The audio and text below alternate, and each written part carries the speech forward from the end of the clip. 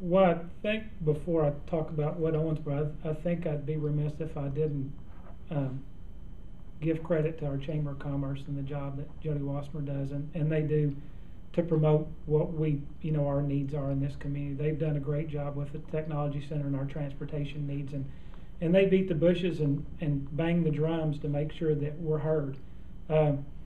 Secondly, I'd like to thank Tommy Thompson, because part of being effective in the legislature is having a great legislator who everyone respects and who can get things done and who's always looking out for the best interests of Owensboro, and Tommy does. And we need to participate with him. We need to make sure we're sitting down with him, we're in communication with him, because oftentimes there are things coming up that are going to affect us that we're not aware of, and Tommy does a great job of keeping us in the loop.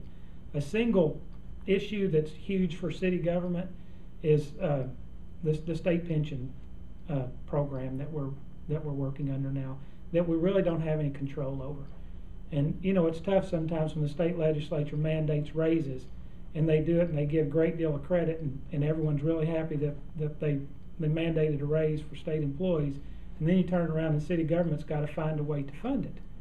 And those numbers, you can look at the balance sheet and you can see that eventually those numbers are going to make elected officials have to make tough decisions, and we're gonna have to start making tough decisions quick if we don't get some help from state government. They're aware of it. It's an issue not just in Owensboro, it's an issue in Lexington and Louisville, Paducah, from Ashland to Paducah. It's an issue, and we just need to be at the table, and our legislators need to know that that's an issue that's going to hamper what we can do and the services that we can provide.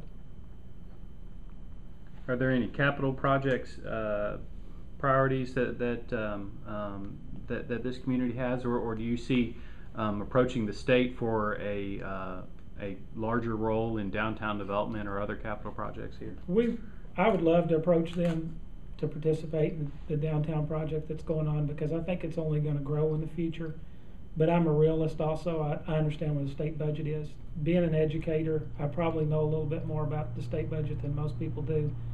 And I understand the constraints they're under, and until they solve some of their problems and get over some of their hurdles, it's going to be tough for us to get money for capital projects here in town.